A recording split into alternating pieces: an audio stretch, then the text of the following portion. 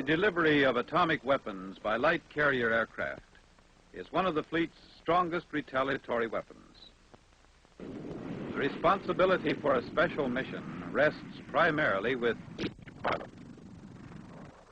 The success of his mission depends on the thoroughness of his pre-planning and his ability to carry through those plans to completion. This film will show the planning and execution of a typical atomic bomb attack using a light carrier aircraft. Let's follow this light attack pilot to find out just how he prepares for a special mission.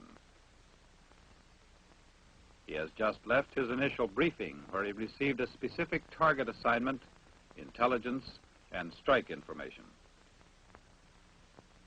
All the information he'll need will be in this target folder. The folder includes all available information on a particular target, such as target mosaics, standard navigation charts, target graphic intelligence book, target information sheet, and checkpoint photography. From the briefing, the pilot knows the weapon he will use, its yield, burst height, and latest enemy intelligence.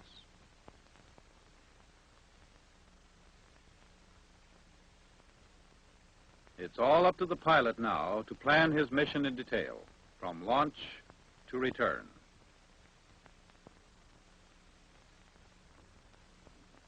The first and most important decision he makes in planning is the type of weapon delivery he will use. He has 5 types of delivery methods available: the low-angle loft, medium-angle loft, high-angle loft, dive bombing, and lay-down bombing.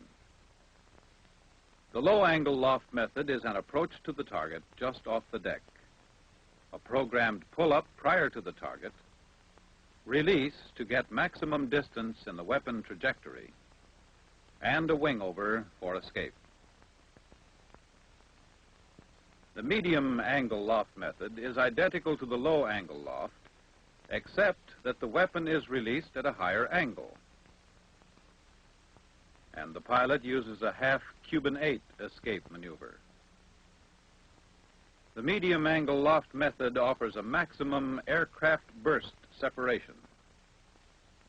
In the high-angle method, or over-the-shoulder delivery, the pilot may use an initial point to determine where to start his pull-up, or use the target as the pull-up point.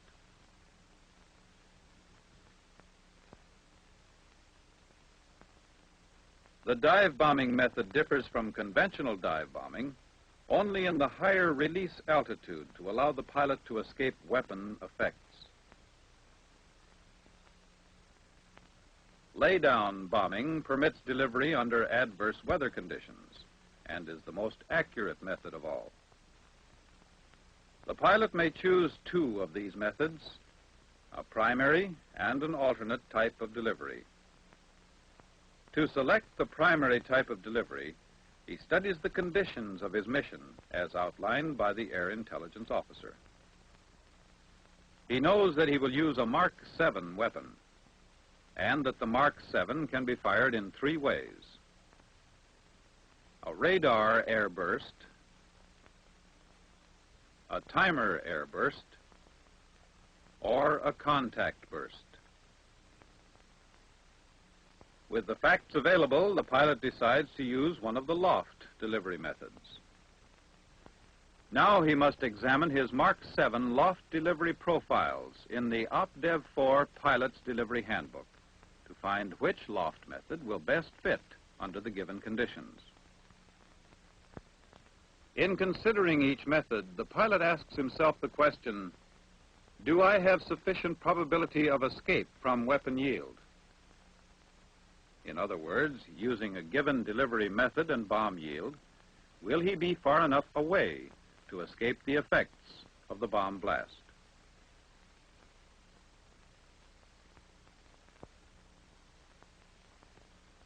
From the Mark 7 loft delivery profiles, he determines that for the assigned yield and burst height, either the low, medium, or high-angle delivery would provide a safe escape. However, a medium-angle delivery offers two important advantages over the low-angle delivery. First, medium angle provides a maximum aircraft weapon separation. Secondly, it permits the pilot to use radar fusing, the most accurate fusing method, for an air burst. He chooses the medium angle delivery as his primary method, since, in this situation, it does meet all requirements of his mission. The medium angle loft method requires a pull-up prior to the target. The point where pull-up begins, called the IP, or initial point, is selected from the Target Graphic Intelligence book. This book contains small-scale charts with annotations depicting target information and suggested IPs. With the target as center, he scribes an arc in the approximate direction from which he will approach the target area, using the pull-up to burst range as the radius of this arc.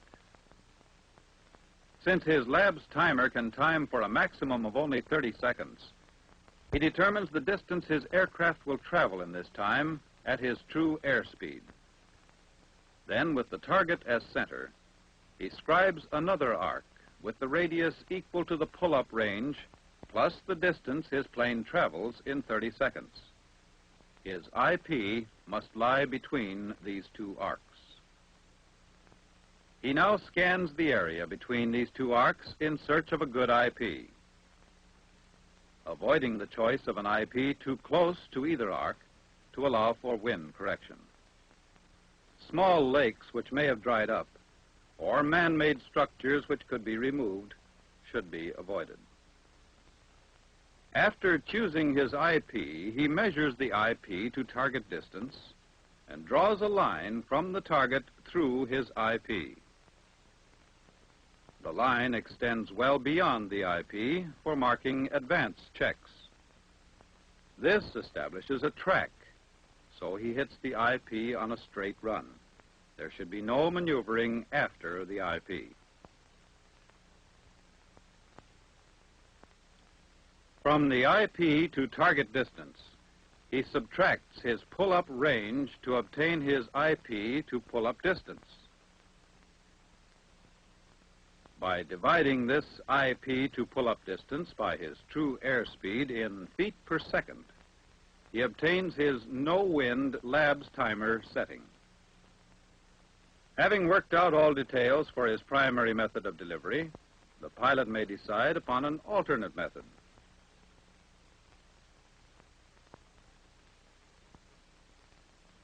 He chooses the high angle, or over-the-shoulder delivery, as his alternate method. This method has an added feature, in that should he miss his IP, he can switch to instantaneous over-the-shoulder and pull up over the target. The pilot now chooses the bomb fusing settings for his primary and alternate methods of delivery. The 2,200-mile round trip with a low-level run-in and escape will take one in-flight refueling.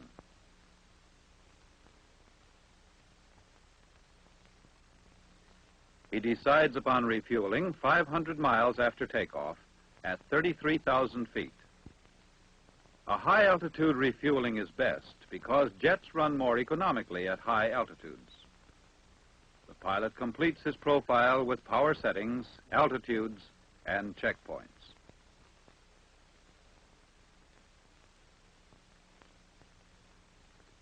After working out all details of his mission, he will submit it to the Air Group staff, where every step of the mission will be double-checked.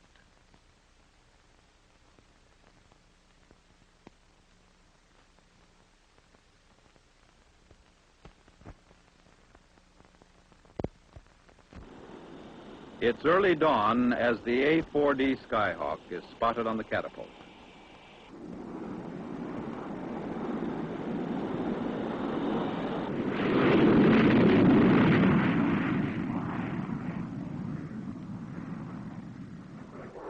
Shortly after takeoff, the bomb fin is lowered.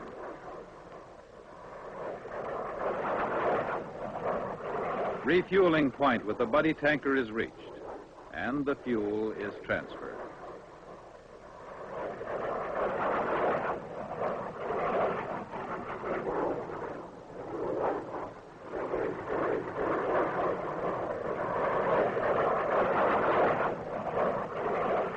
The pilot now continues on the mission, while the tanker returns to the ship. When well clear of friendly forces, the weapon is armed. 80 miles from the enemy coastline, a letdown is made to 50 feet for the run-in. The selector switch is set to labs to allow warm-up time for the lab's gear. Approaching the enemy coastline, he looks for his landfall checkpoints. There they are, the cove and the river.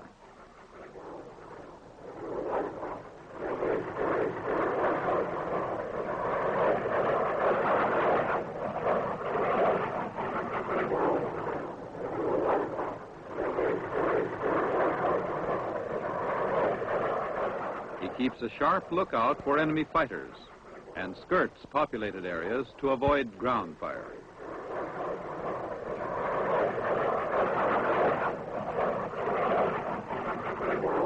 Now, with a good navigational fix, he checks the surface wind, apparent drift, and ground speed.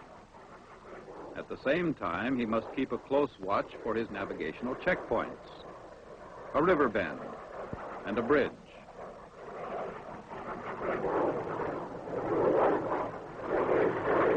Good navigation planning makes use of the nature of the terrain. No time should be lost in searching for a checkpoint. He keeps as low as possible and flies through valleys to avoid detection. The approach to the IP, or initial point, be as steady as possible. For after the IP, there should be no maneuvering.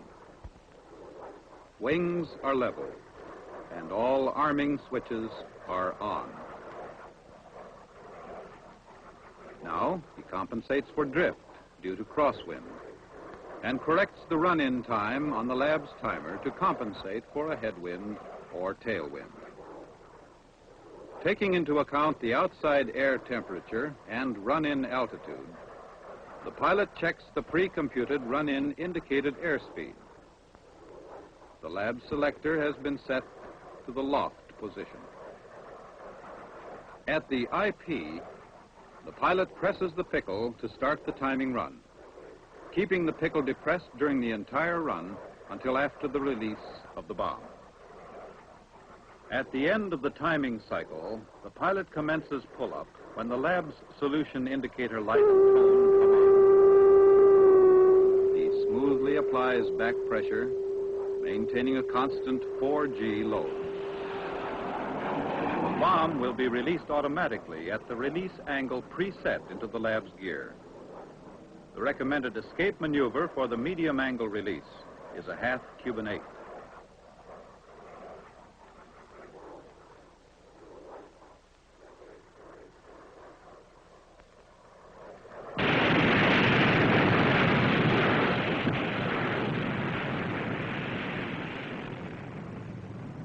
At the time of the air burst, the aircraft should reach a safe escape distance well beyond the reach of any of the bomb's harmful effects. However, if the pilot missed his IP, another approach to the IP may destroy the surprise element of the mission, would lower the probability of a successful penetration to the target, and would almost negate the possibility of a successful escape.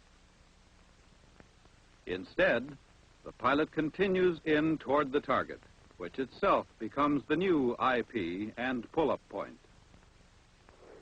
He changes the lab's angle selector switch to instantaneous over-the-shoulder, the option pre-planned for this delivery.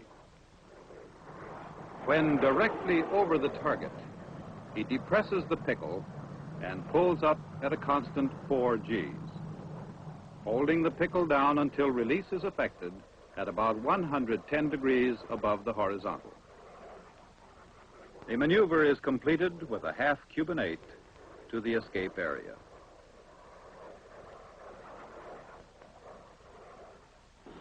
You have seen how an atomic weapon is delivered by a light carrier aircraft. How the pilot was given certain conditions to incorporate in his planning.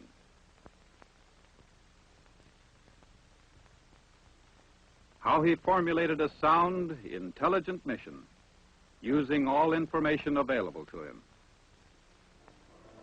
The actual delivery was an accurate execution of his pre-planning.